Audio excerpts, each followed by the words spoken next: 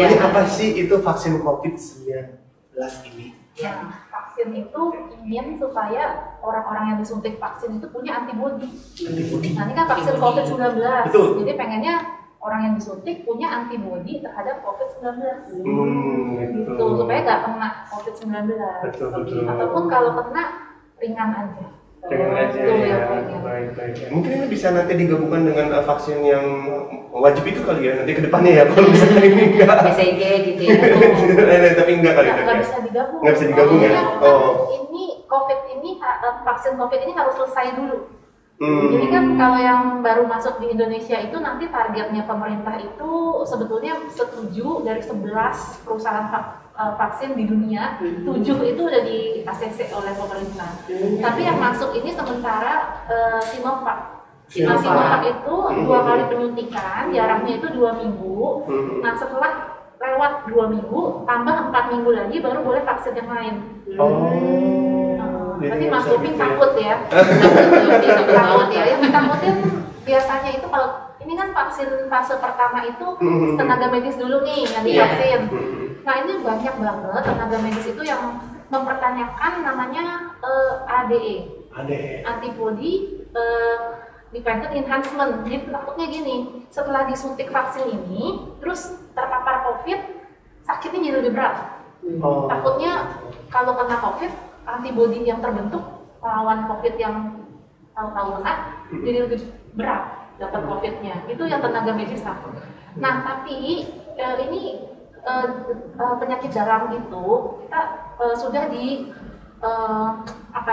sounding terus mengenai vaksin. Jadi salah satu profesor guru kita sudah bilang, profesor yang ahli alergi imunologi ya. Jadi yang memang ahli vaksin. Jadi bukan omongan saya, tapi omongan yang sudah lebih ahli. Itu bilang bahwa untuk rasa takut itu justru sudah dicari dari masih diuji di binatang saja sudah dicari. Apakah memang setelah divaksin ini nanti COVID-nya lebih berat atau enggak kalau kena? Nah, ini tidak ditemukan sampai sekarang. Belum. Jadi nggak usah takut Mas Bobi. Baru sampai justru banyak tuh yang pengen divaksin tapi nggak kebagian. Udah banyak yang seperti Berarti yang udah dapat SMS itu beruntung ya Dok ya. Berarti yang udah Wah, aku belum nih. Aku belum orang beruntung dong ya. Karena efek samping kejadian ikutan pasca imunisasi itu sudah dicari waktu masih di binatang. Pada saat percobaan gitu ya Dok. Iya, ini kan kalau udah sampai berani di dokter-dokter, tenaga medis, perawat, semua divaksinin, itu udah dicari dulu efek samping sebelumnya, nggak sembarangan kita. Sudah diobservasi pastinya ya terlebih dahulu ya dicek. Cuman vaksin itu sebetulnya memang hanya meringankan efek yang COVID itu sendiri biar nggak terlalu berat, atau memang benar-benar bisa mencegah atau membentengi COVID itu sendiri? Nah, itu tergantung antibodi yang terbentuk masing-masing. Jadi kan ini efikasi dari yang vaksin yang sudah masuk, misalnya Sinovac ya, itu efikasinya itu 65%. Maksudnya itu jadi dia bisa mencegah 65% kejadian. Mencegah 60%. Lumayan. Nah, itu lumayan banget. Coba aja hitung nanti. Betul. Ini kan target pemerintah satu Indonesia loh, mau divaksin yang orang dewasanya. 200 juta. Bahkan lansianya. Ini banyak juga yang nanya. Nah, itu lansia. Cocok enggak dengan Jadi kan ini itu ya? vaksin ini sekarang 18 tahun sampai 59 tahun. Tapi ada catatannya memang udah. Jadi nanti setelah tenaga medis selesai, langkah selanjutnya PNI Polri yang divaksin.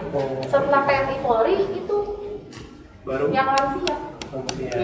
Justru yang populasi yang rentan yang mau divaksin. Jadi nanti memang yang di atas 60 tahun ke atas nggak usah takut. Justru nanti diutamakan sebelum populasi normal kayak Mas Bopi ini. Iya. Jadi Mas Bopi takutnya belakangan. Takut disuntik. Iya. Sebenarnya tuh kalau untuk vaksin itu kan ada prioritas nggak sih Dok? Misalkan, nih yang ini dulu nih usia segini duluan nih, gitu ada prioritas nggak sih Dok untuk vaksin ini, pemberian vaksin ini? Prioritasnya tentu yang kena banyak virus COVID. Makanya prioritasnya di tenaga medis dulu. Kalau saya ngobrol-ngobrol, tenaga medis mah udah banyak banget ya. Kalau saya ketemu Mas Bopi, pernah kena? Alhamdulillah, jangan. Ya, jadi kalau orang awam mah, kalau dari persentase dikit banget. Dikit banget ya juga. Beda sama tenaga medis yang memang ketemu tiap Langsung. hari. Ini memang yang rentan dulu yang divaksin. Jadi bukannya nggak adil, tapi memang yang rentan dulu. Garda terdepan dulu Garda gitu terdepan. kan. Kalau garda terdepannya lemah atau gimana mau melindungi masyarakatnya. Iya, Sistem kenyataan. kerajaan seperti itu, rajanya dulu. Nah, tapi kalau misalkan ini ada pertanyaan nih dok dari Tang Citizen nih, sudah ada pertanyaan nih dok ya. Dari Putri Aduska Cinta, kenapa harus pakai cinta? Oke. Apakah orang yang sudah terkena COVID perlu divaksin lagi? Nah, ini jadinya sekarang itu banyak kasus sudah 2 kali kena COVID. Ini kan kejadian kita mulai COVID masuk ke Indonesia kan kurang lebih Maret 2020. Ini sekarang kita udah sering ketemu pasien yang udah kena 2 kali. Jadi antibodinya ini bertahannya itu yang kurang lebih 6 bulan. Setelah kita kena COVID, 6 bulan punya antibodi, kadar antibodinya itu menurun. Nah, jadi memang yang sudah pernah kena COVID boleh banget divaksin lagi. Setelah 6 bulan gitu. Setelah baiknya 6 bulan. Sebelum pemulihan itu ya dok ya. Karena kalau di bawah 6 bulan harusnya dia masih punya antibodi buat apa? Makanya di fase pertama ini ada tulisannya tidak diutamakan yang sudah pernah kena COVID. Karena dianggap udah masih punya lah Punya antibodi antibodinya. sendiri Nanti ya. mereka akan masuk, bahkan tenaga medis loh. Jadi tenaga medis yang sudah pernah kena COVID ini nggak divaksin nih di fase pertama, tapi dia akan masuk ke fase keduanya. Setelah semua yang belum pernah kena COVID ditunjuk dulu, diutamakan. Jadi nggak usah cemburu-cemburuan. Pokoknya siapa yang perlu, tentu itu Iya. sudah diatur supaya adil lah. Jadi nggak perlu ada rasa ini ya perbedaan ya, karena dari jenis vaksinnya sendiri itu kandungannya sama ya dok ya, baik untuk instansi atau buat masyarakat tidak dibeda-bedakan ya. Saat ini masih sama. Nanti nggak tahu nih mau masuk apa lagi yang dari pemerintah, tapi itu tentu sudah diatur. Itu. Ya. Ya ini kita sebagai masyarakat yang baik, kita harus mengikuti Percaya sama pemerintah ya. Memang Tidak mungkin pemerintah zalim dengan kita, nggak mungkin. Yang Pasti yang pastinya sudah diberikan paket itu pasti yang terbaik ya Mas Kopinya. betul. Nah ini juga ada pertanyaan nih dok dari IMC People, dok dari Green Kitchen JKT. Halo dokter, izin bertanya. Banyak pertanyaan ya dok, apakah penyintas COVID tidak perlu mendapatkan vaksin COVID? Mungkin maksudnya itu ya. Itu tadi udah dijawab ya dok ya. Lalu untuk kriteria jantung, sejauh kasus separah apakah dok? Karena suami saya punya kelainan katup jantung bawaan lahir dan juga sebagai penyintas COVID. Apakah ada wacana dok supaya proses vaksin lebih cepat? Maka rumah sakit swasta bisa menyediakan vaksin, biarpun vaksin tersebut berbayar. Terima kasih dokter, semoga sehat selalu dokter Dantin. Terima kasih Ibu Green Kitchen JKT. Ya, silakan dokter. Iya, doain terus nih. Terima kasih. Terima kasih. Jadi yang penyakit jantung itu yang tidak boleh divaksin itu karena masih kurang penelitiannya. Itu adalah gagal jantung berat dan penyakit jantung koroner. Nah, jadi kalau penyakit jantung bawaan itu tidak masuk ke dalam kriteria yang tidak layak divaksin. Nah, saran saya itu nanti kalau misalnya sudah dapat SMS-nya nih, rakyat, pemirsa udah dapat SMS-nya, itu datang aja. Nanti kan di checklist lagi. Jadi jelas siapa yang nanti bilang layak atau tidak tuh jelas. Jangan di SMS nggak dapet, kan nggak tahu jadi layak atau enggak. Jadi datang aja dulu, nanti biar di dokter atau tenaga medis yang menilai layak atau enggak. Ya. Karena kita langsung serahkannya ke ahlinya gitu kan, jadi jangan kita nggak datang sebagai aduh apaan ini dulu, enggak datang aja dulu dengan persiapan tentu ya. Betul. Nah dokter ini ada sambungan yang tadi nih tadi belum, pertanyaan keduanya belum. Pertanyaan keduanya tadi tentang yang rumah sakit swasta ya. Rumah sakit swasta walaupun berbayar bisakah dipercepat penyediaan vaksin itu dok, katanya gitu. Nah itu kayaknya adakah wacana seperti itu dok? Setahu saya sih udah banyak rumah sakit yang nawarin loh. Jadi banyak rumah sakit yang udah ngedata siapa yang mau. Tapi kalau saran saya sih tunggu pemerintah aja, kan nggak bayar. Iya. Nggak bayar. Jadi kalaupun mau lebih cepat, yang penting yang nyuntik itu nanti mau bertanggung jawab. Jangan nanti ada apa-apa yang nyuntik jelas lah siapa. Kalau rumah sakit GMC atau rumah sakit apa, yang jelas ada yang bertanggung jawab. Jangan nanti orang-orang nggak jelas nawarin vaksin mau gitu kan. Nah, kalau di rumah sakit kan tentu udah jelas. Pasti jelas. Tapi kalau jangan orang nggak jelas nawarin vaksin kita mau, nanti ada apa-apa kita bayar mahal, siapa yang tanggung jawab? Serem banget. Iya. Jadi mending kita tunggu aja ya. Iya. Tunggu aja, nanti saya rasa pemerintah juga pengen secepatnya kok. Betul. Baik, tadi sudah terjawab ya. Oke, ini ada lanjutan lagi nih dari yang pertanyaan yang tadi dari Putri Anuswar Cinta. Bukannya di atas 60 tahun tidak perlu divaksin ya? Oh, itu bukan tidak perlu divaksin, tapi bukan prioritas. Bukan prioritas. Karena vaksinnya ini untuk di usia lanjut, kita nggak tahu vaksinnya itu membentuk antibodinya cukup atau enggak. Jadi bukan prioritas untuk di fase 1. Di fase 1. Jadi ya. kalau nanti di panduan kita sebagai tenaga medis, itu nanti yang di atas 60 tahun ke atas itu boleh divaksin nanti. Ada waktunya. Ada waktunya.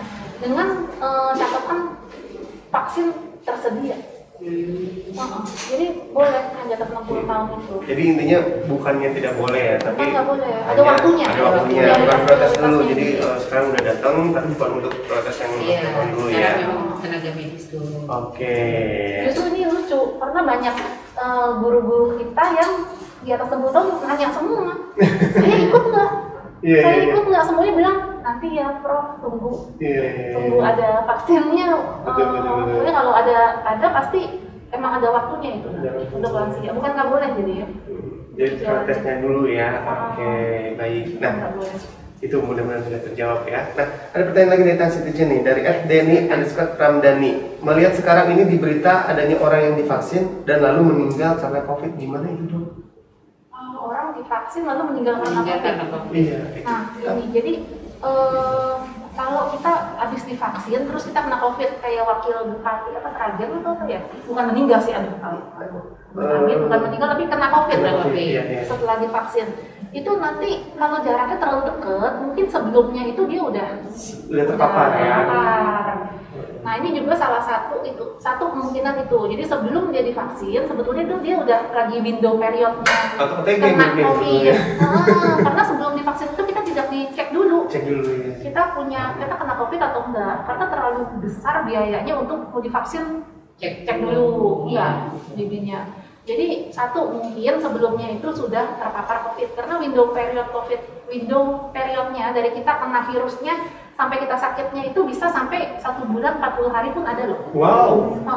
Jadi bisa ada beberapa hari sampai 40 hari window periodnya dari kita kena virusnya sampai kita jadi sakit COVID itu agak lama. Nah, jadi selama perjalanan itu kita merasa sehat-sehat aja ya dok? Iya, jadi satu itu kemungkinannya ya.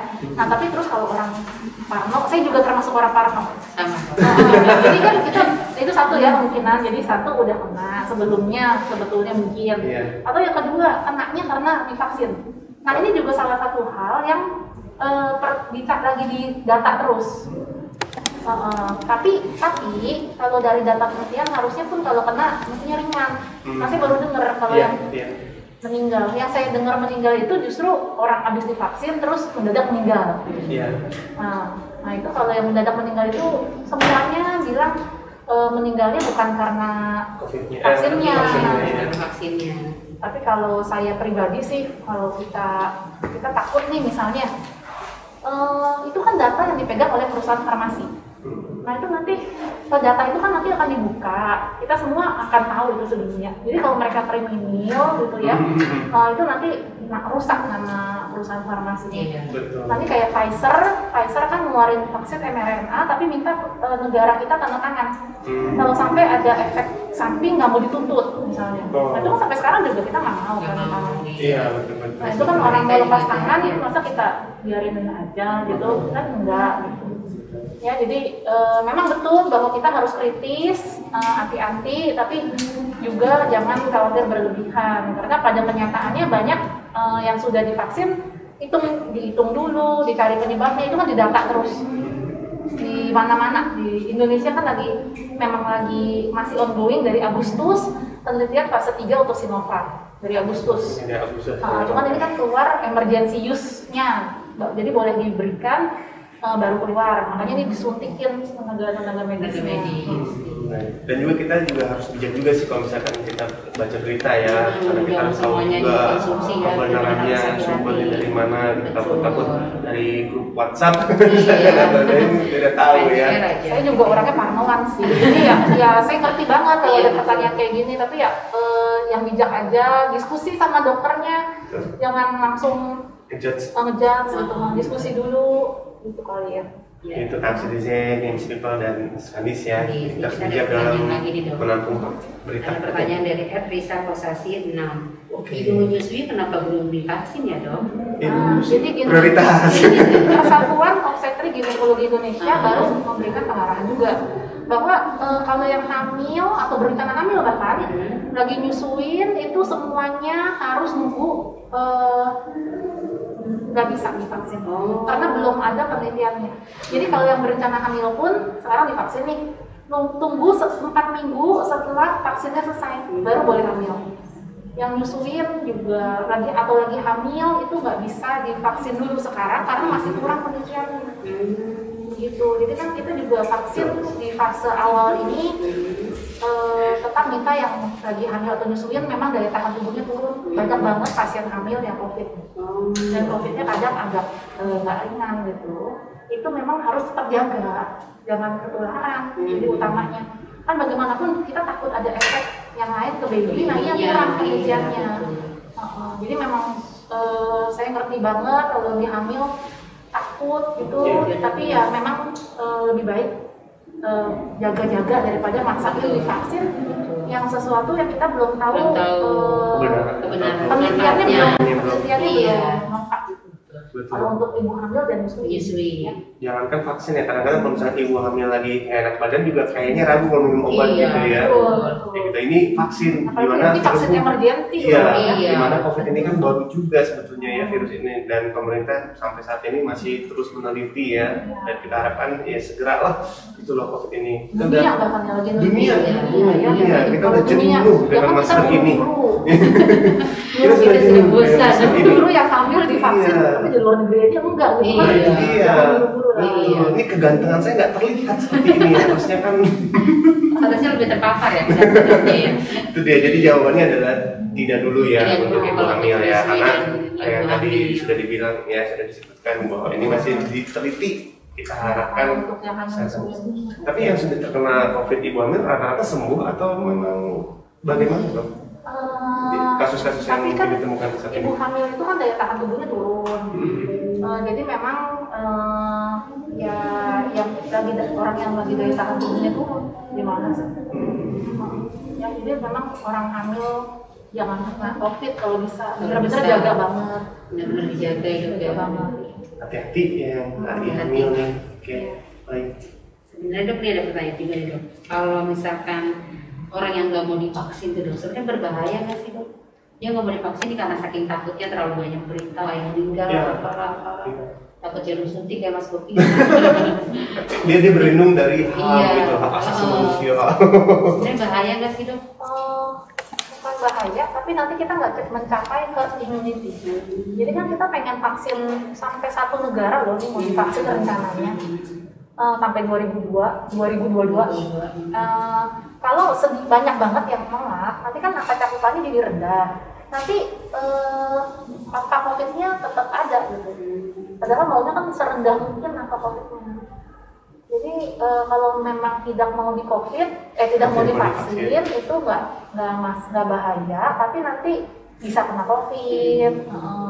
Gitu aja. Atau efek yang dirasakan lebih parah gitu ya kalau tidak divaksin. Ya, pokoknya jadinya lebih mungkin kena COVID. Gitu aja. Kemungkinannya lebih tinggi ya dok ya.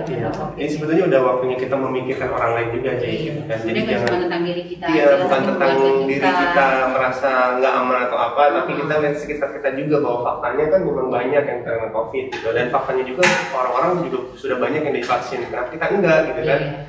Saat ini saya kayaknya jadi berani nih. Baru setengah jam ngobrol sama dokter Musa langsung berani. Langsung terbuka. Tadi saya mau pulang, tadi ngomongin Pak Peter, permisi pulang dulu gitu ya. Langsung jadi tenaga medis ya kan duluan. Jadi gitu. Ya gimana, ada pertanyaan lagi nggak nih? Kami menunggu nih dari Intan Citizen, Skandis mungkin yang simple, bertanya lagi. Pertanyaan kita sampai. Gimana Mas Sofi, mungkin ya, ada pertanyaan juga. Saya lanjut lagi kali ya. Ada yang saya tanyakan juga nih. Seberapa efektif vaksin bisa menghindari seseorang dari suatu penyakit? Nah, ini penyakit apa? COVID. Nah, itu kan, jadi kalau vaksin ini yang udah ada tuh efikasinya. Jadi efikasi itu di dalam lingkungan yang sudah terkontrol, itu dia bisa menurunkan berapa persen kejadiannya. Tadi itu yang Sinovac 65% misalnya. Atau yang Pfizer, Moderna ngakunya 90-an ke atas bilangnya. Nah, tapi kalau efektivitasnya itu saat nanti ini lagi udah disuntikin di masyarakat, di populasi umum yang di dalam situasi lingkungan yang tidak terkontrol, itu nanti berapa persen efektivitasnya. Nah, itu yang lagi dihitung juga jadinya.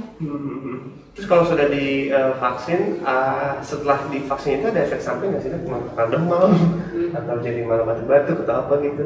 Apa yang dirasakan? Jadi vaksin itu seperti vaksin yang lain aja. Jadi yang pasti kan bisa merah lah, bisa nyeri, jadi ada penusukan, atau bisa juga reaksi alergi. Jadi yang pernah alergi sama vaksin harus lapor waktu nanti mau divaksin. Karena takut alergi.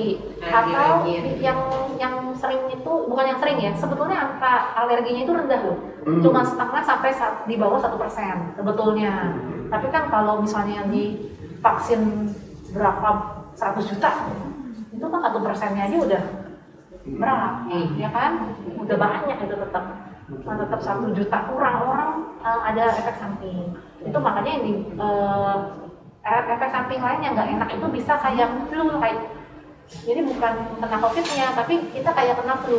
Jadi demam, kayak orang flu lah, sakit kepala, tapi harusnya membaik. Dan kalau kayak gitu harus segera lapor.